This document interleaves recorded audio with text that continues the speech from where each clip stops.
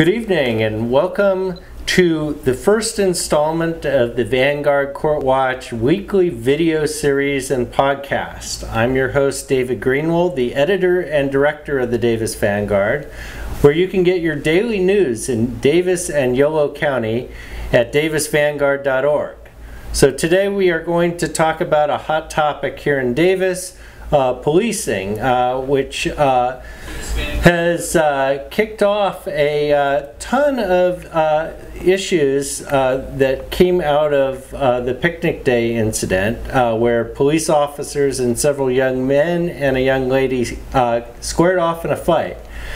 And that incident was very interesting because when it first came out, the police put out a press release that seemed to suggest that police officers were completely unprovoked and attacked by a mob of people, and they were subsequently injured. As more information came out in that case, it became clear that there were two sides to the story. Several of the witnesses came forward and described a van that had pulled up into the crowd and were yelling obscenities at them to get out of the way, and eventually the individuals started fighting with the police officers, and they didn't even realize that they were police officers. It was an unmarked van. They were in plain clothes. The police eventually released kind of a wide-angle video that probably brings up more questions than answers. We still don't know what was said at the beginning of that video. And at the same time, Davis is changing its police oversight system. For the last 11 years, Davis has had a police auditor who has been in charge of police oversight. That police officer is leaving at the end of this month, so the end of June. And the city of Davis decided that instead of using the police auditor who was already on contract, that they would hire an outside investigator. So the first person that they hired was a guy named John McGinnis, and immediately when I saw that name, I knew this was not going to be a good thing. John McGinnis has a reputation as being very right-wing. He has a talk radio show on the conservative news station KFBK in Sacramento.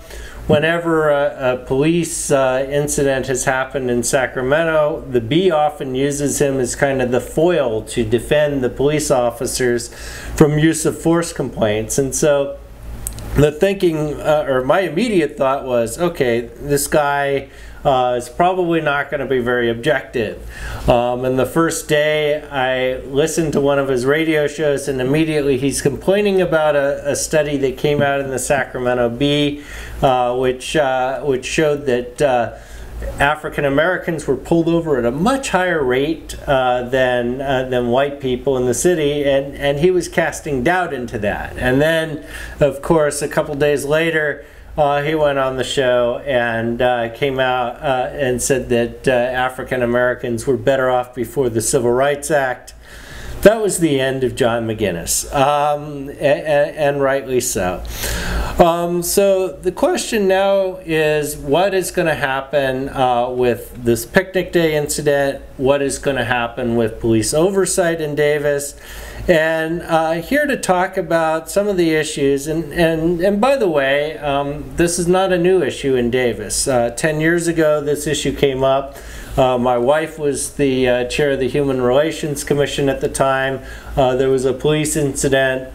It led to the police chief at that time ending up resigning, blaming it on my wife, and then they shut down the Human Relations Commission. So this is not new, and I think people like Tim Malone, who are on the panel, can talk probably much further back than just 10 years ago. So let me introduce the panel. I mentioned Tim Malone, a reverend and a longtime civil rights activist.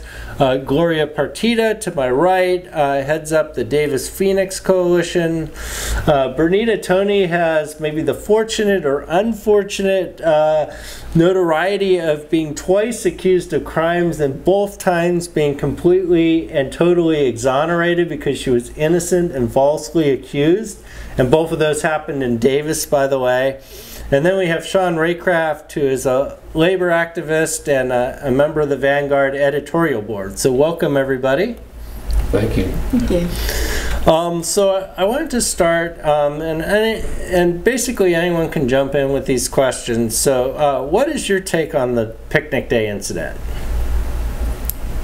Well, you're just going to open it up with that broadly there. Yes. Okay. Okay, we can go around the table to make it fair for everyone. My main concern when I read about it is that unmarked police van, and I'm saying Picnic Day, unmarked police van. There's got to be something heavy to use an unmarked vehicle. And then I read the story about the van turning into the crowd of a street. Picnic Day, it's crowded everywhere. I mean, you can't even walk. All the streets are filled. It's common that people are in the streets.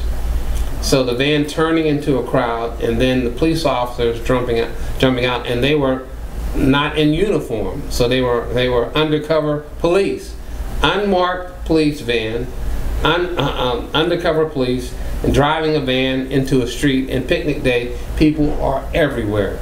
So these are red flags to me.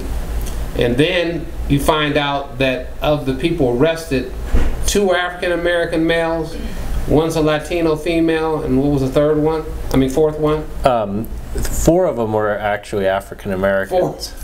4 African Americans? Yeah. There's not 4 African Americans at the whole Picnic Day. So they just happened to arrest 4 African Americans? I mean, come on. Come on. There were rumors that I heard that there was some racism in the Davis Police Department, and the police all over are always accused of that. And I figured Davis, I didn't think much about that from my source, and then this happened, and then when they hired Sheriff McGinnis, I said, okay, yeah, it's definitely racist. So then I got angry with who hired the police chief. I got angry with who let them hire McGinnis to investigate this. I got angry about the unlicensed, the unmarked police van. I got angry about them turning into the crowd and them coming out and being undercover police to clear a street. I mean, any kind of officer could say, please move to the side, safety issue. They could have stepped out, they could have parked. There would have been no issue at all.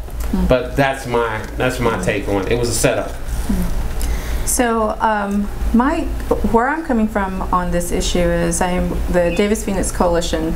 Our mission is the prevention of hate-motivated violence, and basically what we look at are ways to prevent any kind of violence, really, and building inclusive communities and building communities where people are respectful of each other. And so we've done a lot of work with the police department. So we try to do a lot of collaborative work with the police department, and we are in general very pleased with the work that we've done with the police department. And I mean, there are a lot of best practices that are, recommendations that community policing and really getting out there and trying to be open, bias training, all sorts of training that the police departments can do. And I think that our police department in general tries to do those things. And I think that where they get in trouble is when they don't hear input from the community.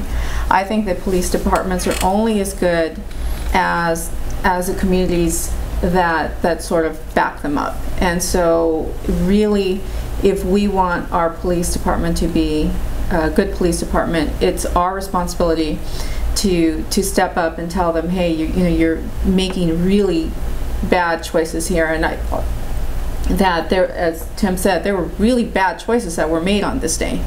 I understand that they have to go through procedures or whatever, but I think it's really important for us as community members to sort of hold their feet to the fire.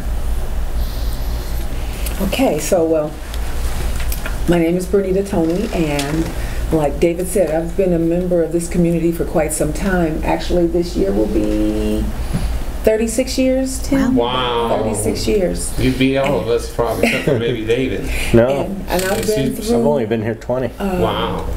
I've been through a lot, and I actually really like Davis, and I think that we have somewhat of a decent police force, but the bad actors kind of make it bad for everybody. You know, not everyone is this way. That's true. I work a lot now, so I actually became aware of this incident from my children. I have teenage boys, African American boys in Davis, and I was informed and kept up on the details because they're watching. They're young men in Davis and born and raised here. And they're watching. They're watching the outcomes. They sometimes worried, sometimes not worried about what the treatment can be by the Davis police officers. And I was at a city council meeting a couple weeks ago, not for this issue. Might I add, I also sit on the Social Services Commission, so I'm here as a resident and not as a member of that committee. And I was there just to show my face and make a connection with the name and the face for reappointment. And I listened to a long line of public comment. And it just totally knocked me off my base. So I could barely talk when I got up to actually speak on what I was there for. And I couldn't believe that we're all the way back here. We're all the way back here. All the work that was done, like David said, 10 years ago more. I have a report. I don't know if I can put this, if you can zoom in or if this can be seen. But here is a report, Civilian Oversight to Strengthen and Improve the Davis Police Department, a working document number 2. February 2nd, 2006, okay? This is a collaborative effort, and from this, actually I think what they were looking for was something more like what the city of Berkeley has as a police oversight, something like that program. And what we were given instead was the ombudsman, right? Aronson. Okay, Aronson. Is that who you're talking about? Yeah. Is about to. Okay, we were given him instead, and he was then to review police complaints. For those who don't know, Cecilia, David's wife, she was the chair of the Human Relations Commission at that time, where people went and took at that time, from the police brutality and the disparities and whatever the complaints were, we were bringing it forward with Becca, Tim, Jan Murray Garcia, and other members in the community, bringing forth our complaints and our problems and our issues with our police department. And I can read to you a very short 2 paragraphs on page 35 with that. Oh, I need these, you guys. Is this a new problem for Davis? Because what the case was is that most of the citizens and the Human Relations Commissions were televised at that time, and after this put on a hiatus and then restructured to where they can no longer seriously address issues with the police, because it was exposing, giving a black eye to the community, exposing too much which was going on with the Davis Police Department at that time. Is it okay to say names? Okay, so Chief Hyde, he was gone. He went to Antioch, where there was more problems, many lawsuits and more problems. So it didn't stop here. It followed him, or he took it with him where he went. But there was still an issue here. It wasn't his total problem that we had that issue. But I'll read to you quickly from this report on page 35. It says, is this a new problem for Davis? Some city officials are contending that these allegations and concerns of police misconduct and profiling are the accusations of just a few community activists seeking attention. The breadth of cases, the letters of support, the racially disparate data should be substantial evidence that this is not the case. Further evidence exists of the legitimacy of the notion that the Davis City Police has engendered the distrust of community members, and that's what we heard the other night. This substantial and long-standing unmet need for an independent means of accountability for the City of Davis can be seen in documents and testimonies from Davis's past. Documentation exists for at least the past 15 years. Now this was 2006, so we're going all the way back. Then here in this issue, it refers to a 1989 report on racial issues in Davis. And David, if you don't still have one of these, I'll leave this with you, so maybe should have it somewhere. Okay, if someone wants more information who sees this,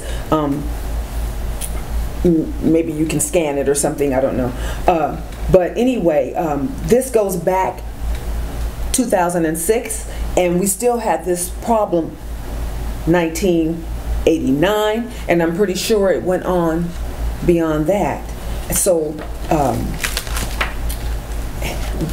we need an oversight committee, and it needs not to include the Davis Police. They cannot. I feel they that need independent. They need independence. Right. They need independent oversight, but I feel that they cannot fairly. Yeah, this was like this incident was Amos and Andy. They can't fairly review their own community complaints. McGinnis, former McGinnis, that's ridiculous. Yeah, I don't think they're capable of justly reviewing their own complaints. You can't have the fox guarding the chicken coop. Right, and through this time period, we also we had to, like the police department was saying, well, we need. You bringing this information forward is what we need to identify the police officers who are outside of the barriers, outside of the lines, stepping over the lines, taking the law into their own hands, mistreating the community. People started taking videos, and videotaping and audio recording incidents. Right. I believe you have a video of this incident. For the community, in order to receive a copy that you can fill out for a police complaint, it was only available if you went to the police station, to the front desk, and asked for a complaint form, or went online. So through this process, we did work with the police officers, and the documents to file a police complaint were then placed in the public library. I'm not sure if they're still there. So that's for the community to know. Take a badge number, take a name, file a complaint, and hopefully we'll get some independent oversight to remove more of the officers that are not doing, what they take an oath for, to protect. Yeah. So let's bring Sean into this. Sure. I would like to. I guess I would want to say that I agree with all my colleagues here that there was some serious problems with obviously how the police conducted themselves on picnic day. There are a few things I feel that we haven't discussed yet.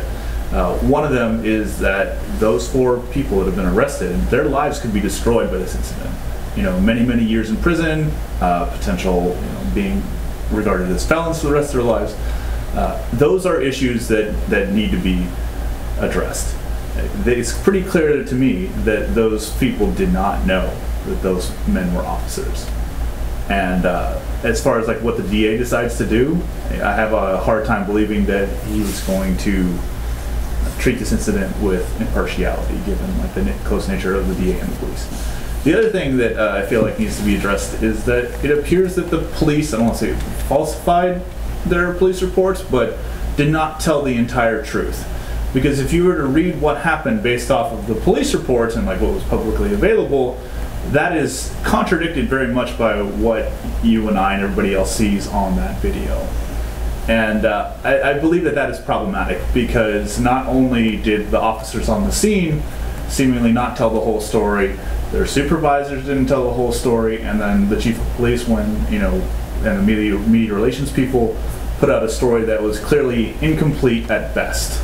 And I think that those are very problematic, and we should expect our public servants to be just that, public servants, and have a duty to the truth and to protect the public, and not to have the sole duty be to protect officers. So dovetailing off Sean's point, there are a few things that I notice if you watch the video. The first thing is when they pull into the crowd, the U-turn, clearly the very act of pulling into the crowd exacerbates the situation. It's a large crowd, that's for sure, but if you watch the video, it's peaceful. They're out there, they're dancing, they're having a good time. Yeah, they're in the street, I get it. And there's a safety issue and they're blocking lanes of traffic.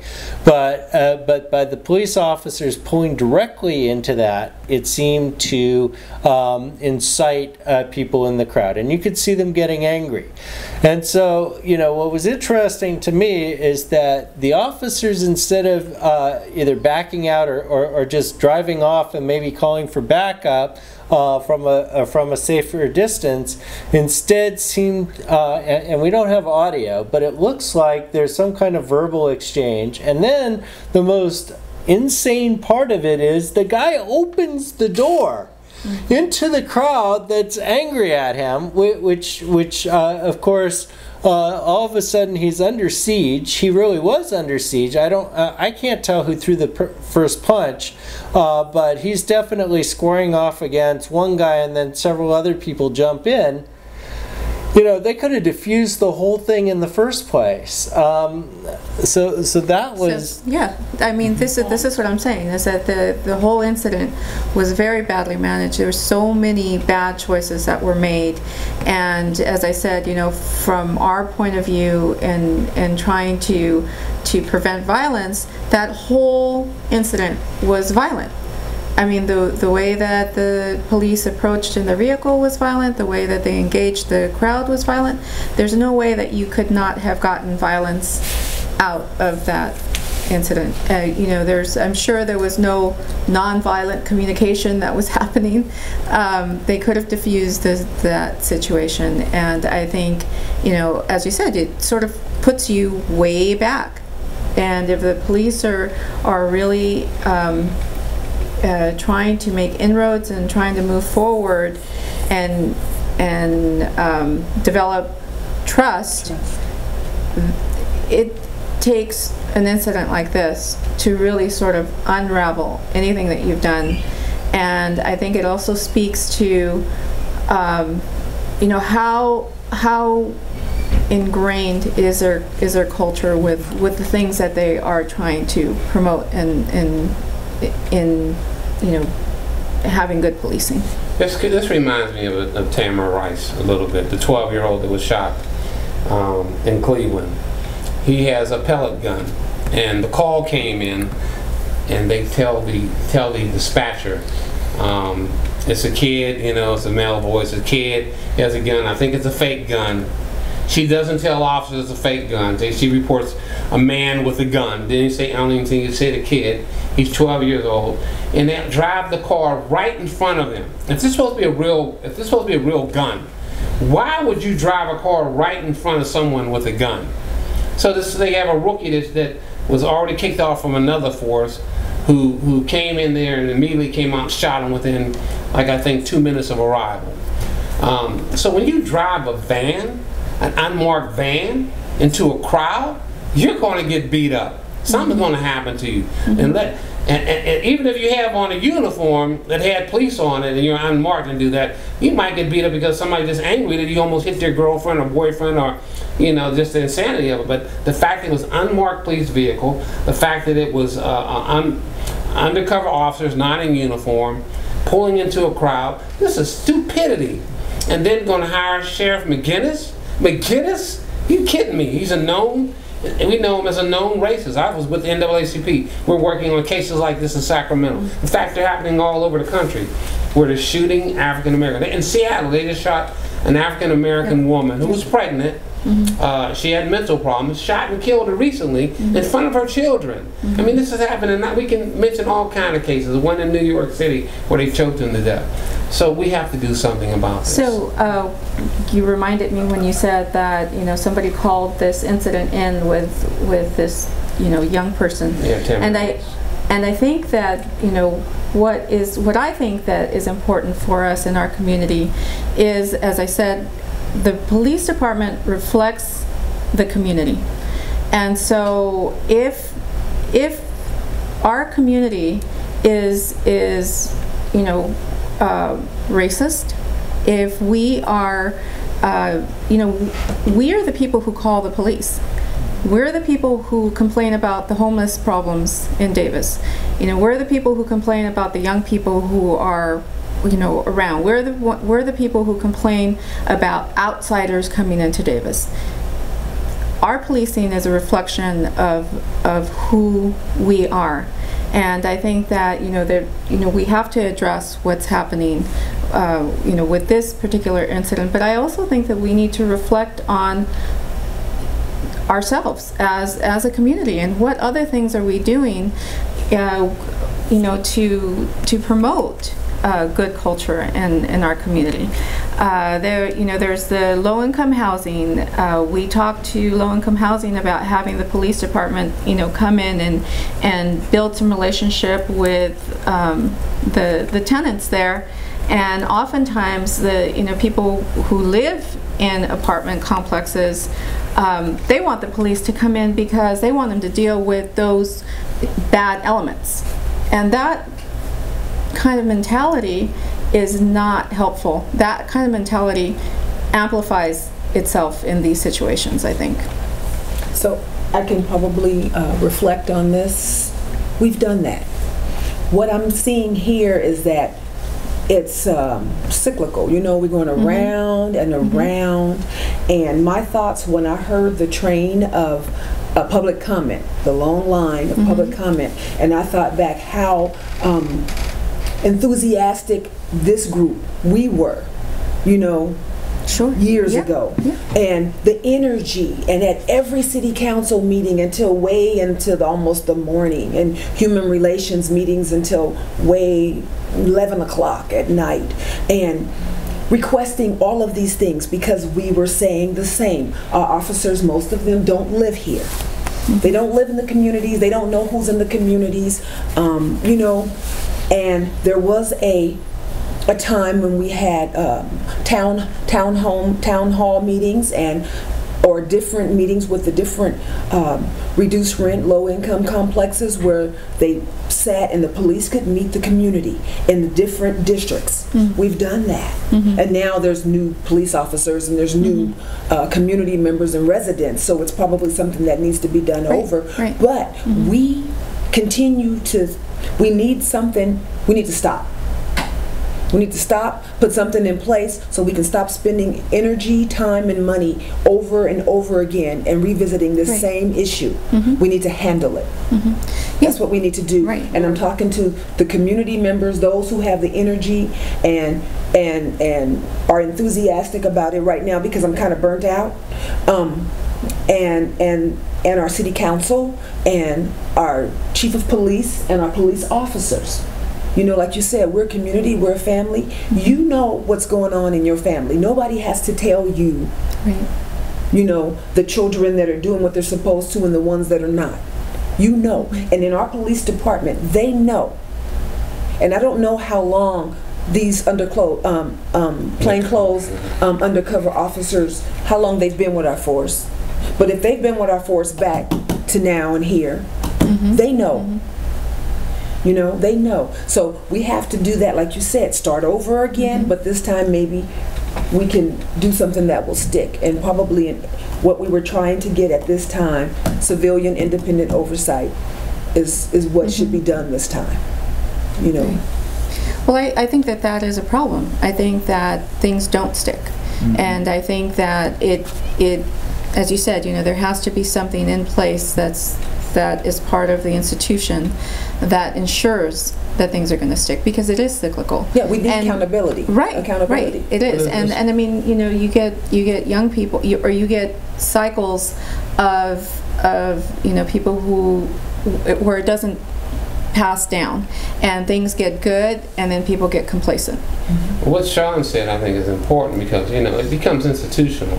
If they get, from this simple incident, if they get years in prison, they have felonies on their record, they can get jail time, everything else. It makes your life, all of the time in court, the money involved, and it's something that can easily be prevented. And this is called, that's institutional racism.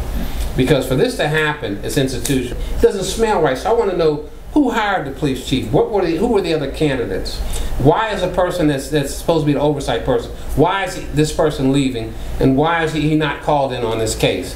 And who let McGinnis be hired? So this is institutional. It brings up a whole huge specter. I can see institutional racism, and it stinks. It smells like a rat. It shouldn't happen in Davis. This is an educated community. This is supposed to be a progressive community. I know we have problems, but we're better than that. I believe we should be better than that. But Sean, go ahead and give you some insight in institution. I'm glad you. Well, you're asking the white guy of an institution. Yeah, right? sure. Well, I'll just say that, you know, when I interact with the police, I feel like I have a much different experience than a lot of people that are my age in town. You know, I'm a big white guy with thick glasses. The cops don't really mess with me, but I do know, and I see, that the cops have a very different attitude towards other folks of color that are my age. And I do think that it's not necessarily malevolence on their part. It's you know, it's bias. You know, they try and over police those folks. They view them with suspicion. And you know, I'm from a relatively affluent part of Davis. Obviously, most of Davis is very affluent. You know, people drink wine in the streets, and you know, like I saw, you know, in my neighborhood, you know, there's a big block party. People out in front of my neighbor's house drinking wine. You know, in the street, in the bike lanes. Cops rolling past, nobody gets run over. You mean they didn't put a U-turn on them and arrest them? Yeah, you know, there's nothing like that. So, you know, I have to wonder just where the judgment of those officers was, you know, and why. What was the custody of decision making, and why was it such a failure seemingly every single step? Yes. And why was it 4 African Americans that were arrested? That's right. I mean, there's not 4 people ever. It's hard to find 4 people in Davis at one time in one place. I mean, it really is. And picnic day, especially, African Americans do not come out to picnic day. Yeah. Very few. Very few. Yeah. Students. Now, the question I have is, like you said, was that called in? Was it called in that we're crowd control? Because I believe uniform officers would have been more effective in that situation. And I understand where you need plain clothes or undercover officers within picnic day, walking and within the crowds. I understand where that's necessary. But in a situation where you need crowd control, you random of any color, plain clothes, walking up saying, I want everybody to move and get back and let us in, and what people be like, well, who the hell are you? Right, if I had done that, they'd have beat me up. Yeah. And if I went to a crowd, they're drinking and having fun, I'm going to break up their party, hey y'all, get off the street, you know, I'm driving my car. Right. They're going to beat me up. I'm just telling you, that's human behavior. That's human instinct. Well, if you drove your car in there. Especially if I drove my car and I might be dead. Exactly, you know, because they don't know your state of mind. They don't know if you're drunk or on drugs or if you're coming to harm them. Because that's an irrational move, you know? But they're thinking, who's going to be driving their car into a crowd of nerve of people. this person? So they're thinking that they're heroes attacking the people in this van. There you go. It's like the man on the plane. Because they're thinking they're Ku Klux Klan, or they're some idiots, or they're drunk. The group of us can take them down. They can't hurt everybody. Hurt people, yeah. One thing that was interesting is when I broke down the video and I focused on what was the van doing as they were approaching, and it looked like the van's driving down the street. They immediately get into that left turn lane to get turn on to College Park. I mean, so are they seeing something from way down the street through the trees, or are they being called? I don't know, but you know, it's not like they're driving along and all of a sudden at the last minute they decided to turn left. They were immediately getting into that turn pocket. Well, the irony is, like, say if it's New Year's Eve, right, and they're in the street and they're partying, they're having a good time. You have an undercover going to drive into the car and say, get out the street. I mean, picnic day is like New Year's Eve, but only it's all day long.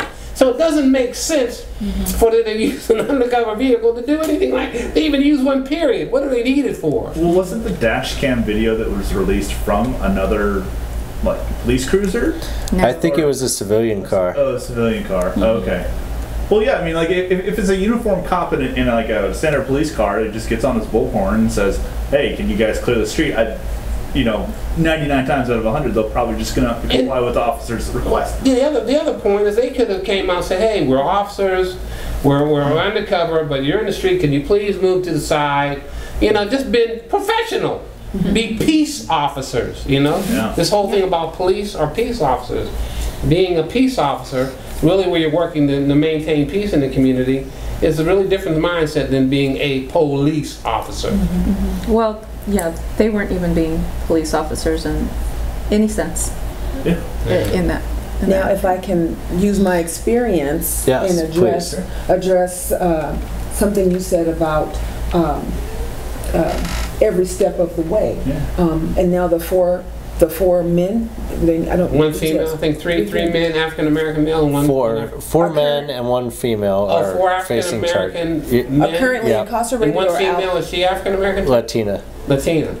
Wow. Because in my back in my case, the black and white evidence, but the DA didn't drop it. The police report was falsified. And witnesses testified. Do you I filed a wanna complaint. Tell what actually happened just briefly? Which one? Probably the first one. The first one was I was being charged with child endangerment. To make a long story short, because that gets kind of long, the police officer pulled up where I was, and me and my children were there. They were playing on the grass, and the police officer said, we had a conversation in front of the senior center, and I'm like, I don't know, maybe somebody has dementia or something. I don't know what's going on. He says, it's not my call. I just happened to be right outside the parking lot, right here, so I just swooped in. That's how fast he arrived. Someone did call him?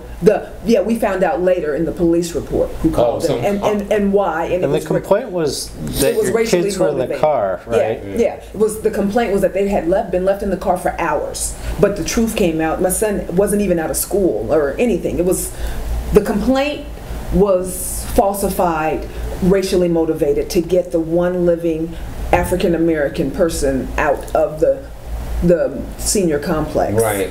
Mr. Clark, he's no longer with us. Right.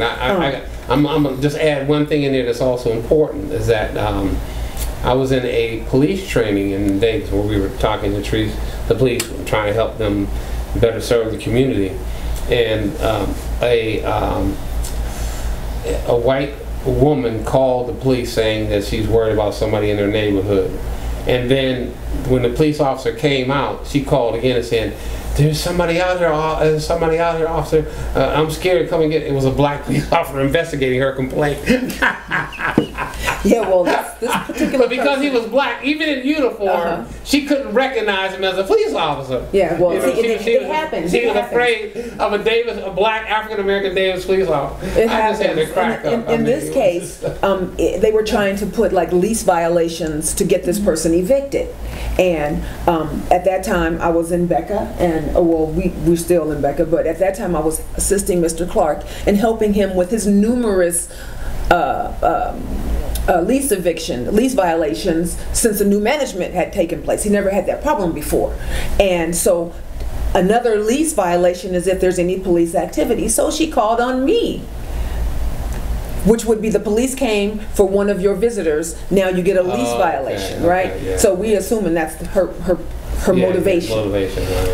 The police officer arrived quickly, and get this out quickly. The police officer arrived, said no, nothing looks wrong with the children. They look fine. And I was just talking to him. We shooting the breeze. Then the original, the person whose call it was, she pulled up. She came and she was totally different, and she was rah. She's an officer too. Two officers. And I need your ID, and I need your. I'm like, look, I'm not going to do all this. I've been talking to this man for a long time, and no, why don't I come down to the station and give you my ID and stuff? And she just was crazy, and she was like, well, you're acting angry, and that's like you're guilty. And I was like, who made you an expert on a black woman's rage? You were taking it too far. I can't remember what my exact words were. Okay, so whatever happened, later I get where I need to come down and surrender myself for child endangerment, saying that my kids were left alone in a car for over 4 hours, which was since 9 o'clock or something in the morning, which was ludicrous, right? Like a child would sit there for that long anyway. Well, it took, exactly. It took 5. Unless it was a baby strapped in a car seat or something. It took 5 months. Now, because, like you said, there's checks and balances in our system. Later, I found out that he was her boss.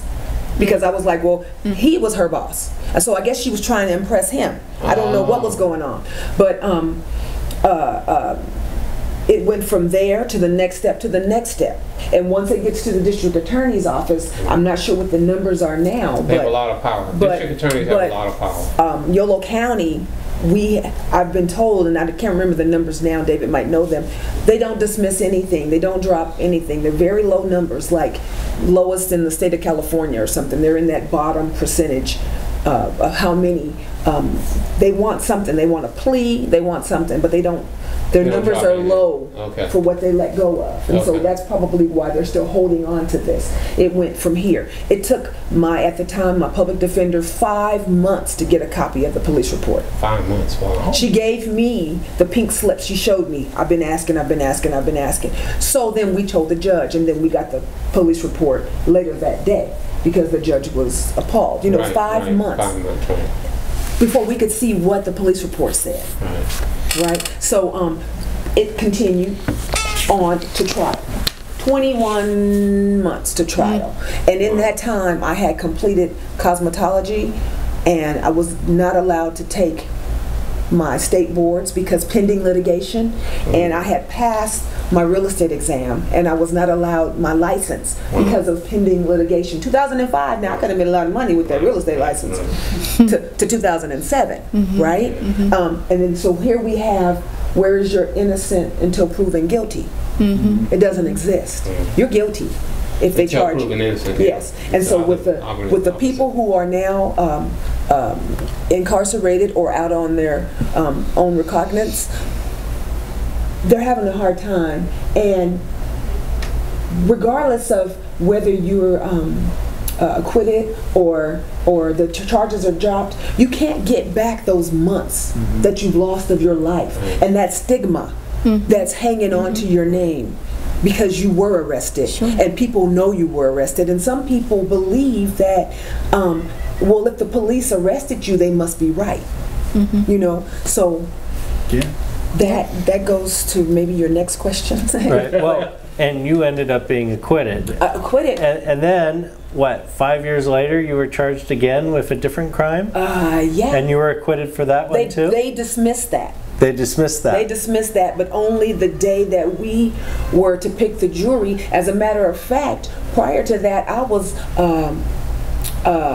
called in to be a juror on my own case because we don't have many minorities. And I got jury duty. I told them I can't do this. This is my own case. But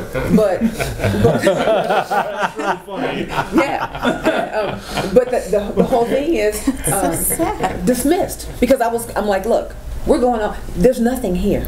Right. This is ridiculous, and it's black and white ridiculous. When it's black and white ridiculous, they won't let it go. They want you to plead. I went from 11 counts of felony fraud to 1 count of misdemeanor. They just shut it down and tried to get me to plead to that. And there was nothing that took place that I should plead to, period. I hadn't done anything wrong. You're not going to have me plead to anything. Done. I remember I was in the courtroom when that happened. Yeah. So, and then I was like, I told my attorney, I said, don't keep coming to me with these offers. They dismiss it or we go to trial. And he came out and told me, well, the judge said, I have to bring you their final offer. And I was like, nope. And he came back out and said they dismissed it. So we have about 10 minutes left. So what I wanted to ask was, what should Davis do to address concerns about the police? Maybe we can just go around. Start with Sean this time. Let's ask the Leica again. Hire Sean. Yeah. Hire Sean. I suppose that I would say that they need to audit top to bottom in terms of like best practices I think they need to look at every single level, from like the officers, the supervisors, to the senior management, and say, why did these things happen? And where did these institutional failures occur, and what can be done to make sure that it doesn't happen again, and how can we build an accountability structure that is outside of the police department, that's independent, that can keep those people and the police department in line, and accountable and transparent. That's what I would say. Accountability. Yes, accountability, because if the officers, if they did this, and if the 4 or 5 people are arrested, then and they find that there was wrongdoing on the officers' end, they should be arrested. In my case, the officer who falsified the police report, where there was several names were mentioned in this police report, and once we got the police report, they were able to interview these people. I don't know her. I haven't talked to her. I didn't say this. Nobody interviewed me. No officer, no investigator, nobody. Why is my name there? Was she fired? We don't know. I just know she was able to get a new job in UC Berkeley. Mm-hmm. And that's one of the big problems is they end up getting fired from one place and then hired for another. We had an officer that tasered a couple here in Davis a few years ago, and he got hired by the Galt police. And then I got a call from an attorney down there. Sure enough, he did the same thing down there. So there's like multiple lawsuits against him down in Galt.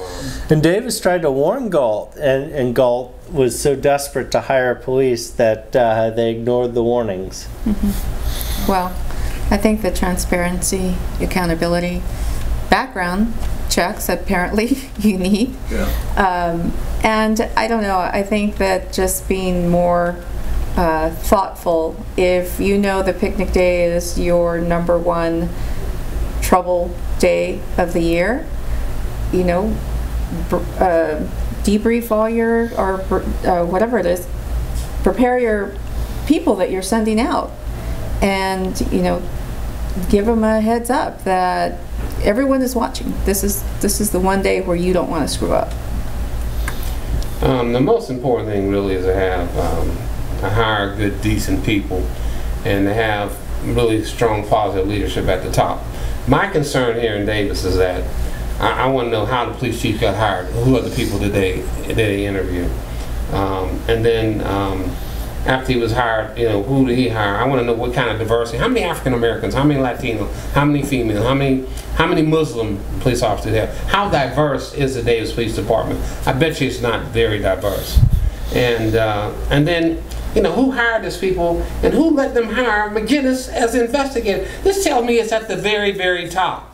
Because they hired the police chief, and I guess they allowed him to pick McGinnis. So something is wrong. Something is wrong in the institution. So I'm looking at the city manager. I want to know who the city manager is. I want to know who hired the city manager, because he's not representing Davis right, and the city manager needs to go. And then we can work on the police chief and officers that don't belong there. But the city manager needs to go. Whoever hired the police chief, he needs to go. Whoever hired McGinnis, let them hire McGinnis. They need to go. Can I say something? Sure. To the community, to the public, to the people? In order for us to work at this and possibly correct the problems that we have, we need all the people of all the colors, all the genders, or we need everybody to come forward. Because if you have a small majority of the minority, it gets shut down. And what I saw at the city council meeting was the community. Right. Multiple colors, multiple races, people voicing their concerns, and people are pretty angry about this. Sure. This is our community, and it's not about our, like someone said, it's not about our